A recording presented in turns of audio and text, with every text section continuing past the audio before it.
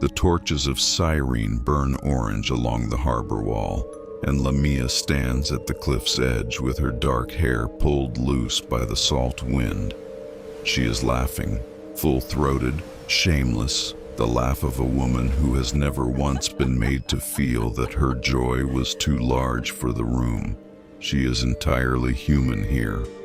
2 legs, bare feet on warm stone, a queen's posture worn the way other women wear jewelry, not with effort, but with the ease of something long practiced. Her shoulders are pale limestone in the torchlight. Her hands, when she gestures, move with the decisiveness of someone who has never reached for something and been told she could not have it. She is 32, a widow queen who has held her throne through drought and rival tribes and grief's first lessons. She rules by the authority of presence, settles disputes barefoot in the courtyard, not on the throne. Her people call her the open hand. She is also, quietly, a mother. Her daughter hides lizards in clay pots. Her son draws birds in the dust. She knows the particular weight of a sleeping child against her collarbone. She does not know what she will become. The serpent has not found her yet. There is no coil beneath her, no scales along her skin, no cave waiting in the hills with her name already carved into the dark of it. She is only a woman on a cliff above the Mediterranean, and the night is wide and kind. Then a light appears on the water that is not a torch and not a star. She stops laughing. She looks. Remember her here, standing, human, whole. The coil comes later. Remember her laugh. You will not hear it again. There is a morning, one specific morning, ordinary in every way that mornings can be ordinary, where Lamia sits on the floor of her daughter's room and watches her children sleep. Her daughter is 7. She sleeps with her mouth open and her arms thrown wide in the absolute trust of someone who has never once woken in the night to find the world rearranged. Beside her, curled tight as a closed fist, her son, 5 years old, still small enough that Lamia can cup the whole of his head in one palm. She does this now. She sets her hand gently on his hair, and he does not wake, and she does not move for a long time. This is what she has built. Not the palace, not the city, not the trade routes running south toward the desert that her advisors are so proud of. This room, this floor, this specific quality of morning light, on her daughter's clay pots lined along the window ledge, each one hiding a lizard she has refused to release because she has named them. This is the thing she is most proud of, and she has never said so aloud because queens are not supposed to locate their greatest achievement in a 7-year-old's collection of named lizards. Her son stirs. He does not open his eyes. He reaches out blindly, finds her wrist, wraps his small fingers around it, and goes still again. She stays. Outside, Cyrene is waking up. The harbor sounds, the market sounds, the sound of a city that does not know it is being held together by a woman sitting on a bedroom floor in the early light, not wanting to move, not wanting any of this to become the past. It already is. She does not know that yet. She stays anyway.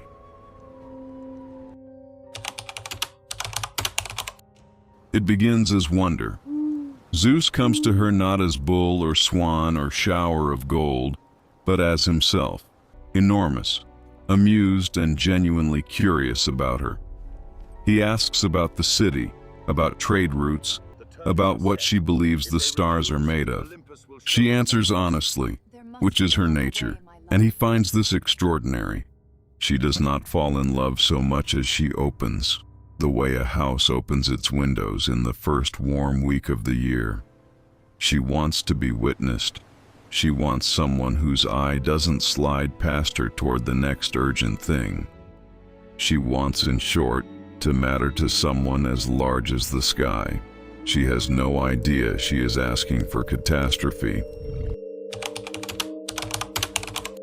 Lamia believes, with the earnestness of someone who has never been unmade, that loving a god confers some kind of shelter. This is her flaw, not ambition, not cruelty, but a bone-deep trust in the logic of deserving. She has been good, she has been fair. She has raised her children carefully. She has not sought this love, it sought her. Surely that means something. Surely Hera will see that. This trust is the crack in her armor. It does not occur to her that Hera does not deal in fairness. Hera deals in power, and Lamia has no power at all, except the kind that made her a target. Hera does not announce herself. Lamia wakes to silence where there should be breathing. The small, oceanic breathing of her children asleep in their room. The room is empty, not ransacked, not disturbed, simply empty, the way a word is empty after you say it too many times. Lamia searches the palace, then the city, then the hills. She is still searching when the sun rises and rises again and again. Her advisors tell her to rest. Her generals offer soldiers. She does not hear them. Somewhere in the second week, without deciding to, she stops being Lamia the queen. The woman who remains has no name for herself yet. She is still looking. It is not a decision. It is an erosion. And then, one morning before dawn, an arrival. The serpent begins at her hips. Not all at once. First a strange heaviness, a coldness rising, and then the skin along her thighs tightens and shifts. The scales come quietly, the way frost comes to a window. First one, then several, then a pattern too complete to be accidental. She watches from a great distance, the way the very exhausted watch things happen, with a detachment that is not peace, but the thing that comes after peace is used up. By the time the coil fully forms, 8 feet of dark jade and obsidian black, heavy and slow and autonomous, she has been awake for 16 days. She has searched every village between Cyrene and the eastern hills. She knows her children are not coming back. The serpent seems to know this too. It does not ask her permission. It simply becomes. She crosses the cave floor, and the sound is a dry whisper against stone. She is not slithering. She is flowing, continuous, unhurried, covering distance without appearing to work for it. The upper half remains the queen.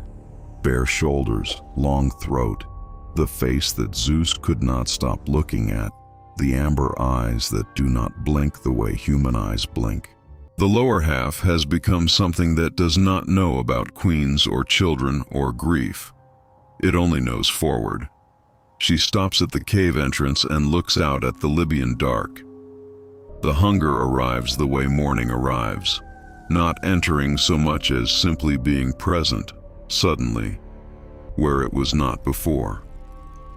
She does not choose to go into it. She simply goes. The whisper of scales follows her into the night. Zeus hears what Lamia has become. He does not stop it. He has given her gifts, removable eyes, shape-shifting, as if beauty and adaptability are sufficient substitutes for her children's lives. Hera, satisfied, turns her attention elsewhere. The mortals of Libya begin to lock their doors at night, to whisper her name to their children as warning. A woman who was an open hand is now used to teach obedience through fear. The irony has not yet fully arrived, but it is building. Lamia, in her cave, begins to hear her own name said in terror, and something in her responds to it, not with pride, not with pleasure, but with a terrible recognition. This is what she has become. This is what was made of her. The lucidity comes without warning, in the silence between one thing and the next. Lamia rests deep within the cave, her serpent body coiled beneath her in a dark, motionless spiral. In her palm she holds her own eyes, Zeus's strange mercy, resting there like smooth stones. In the darkness behind her empty sockets, she understands everything with terrible clarity. The children she took were innocent. She has always known it. She told herself she was searching for her own among them, hoping to find her daughter's face or her son's hands returned somehow. But every time she knew it was not true. The cave is silent. The serpent beneath her is still. She could remain here forever. Then she places her eyes back into her face. The cave returns around her. Stone walls, ivy, the shapes near the entrance she no longer studies too closely. The hunger returns too, calm and patient. The coil uncurls. Scales whisper softly against stone. Not choosing is also a choice. She goes. The deepest irony of Lamia's story is this. She, who loved her children, with the specific ferocity of someone who understood how easily they could be taken, becomes the thing Greek mothers describe to their own children to make them afraid. Be good, or Lamia will come. The woman who would have given everything to protect a child is now the threat invoked to protect children from her. She is the cautionary tale. She is the consequence. And the lesson she teaches, the lesson that was hammered out of her grief and her hunger, is obedience, which she never practiced and which she was never shown. She is used to produce in others what was never given to her.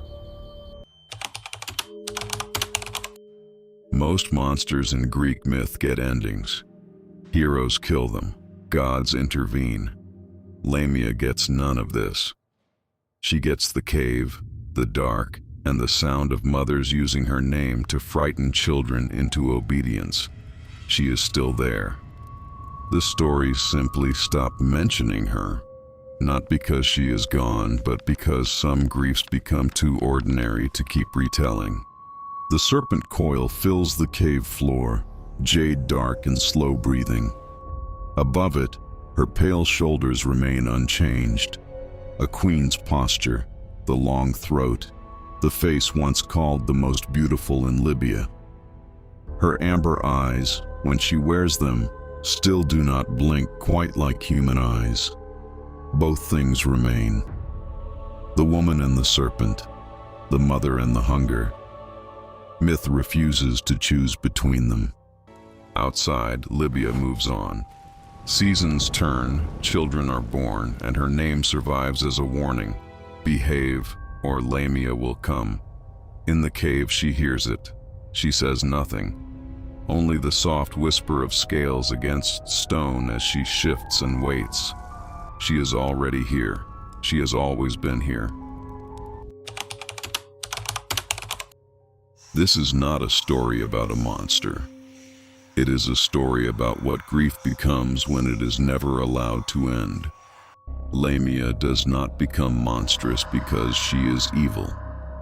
She becomes monstrous because she loved deeply, was betrayed by forces beyond her control, and was left with no justice, no healing, no one willing to say, "What happened to you was wrong." What she does to children is terrible. What was done to her was terrible too. The myth refuses to choose between these truths. It simply holds both. Every culture has a version of Lamia, sorrow that cannot heal and slowly turns consuming. Unwitnessed suffering does not disappear. It changes shape and continues. Before dawn, Lamia steps out from the cave while the hills are still ash gray and the sea lies flat and silent at the edge of the world. Tonight she wears the human shape. 2 legs, bare feet on warm stone, dark hair falling to her waist, From a distance, she looks like any woman standing alone at a cliff, thinking, but the serpent remains, hidden in shadow, coiled behind her, jade dark scales catching the first weak light of morning. Most people never come close enough to truly see her. Something inside them knows not to. They turn back, go home, and hold their children a little tighter. She watches them leave. She has watched people turn away for centuries. The same cliff, the same sea, the same sun rising without explanation. Then she returns to the cave, the coil sliding behind her. Somewhere in the city, a mother bends over a child's bed and whispers, "Be good, or Lamia will come." She is already here. She has always been here. That is what the myth means.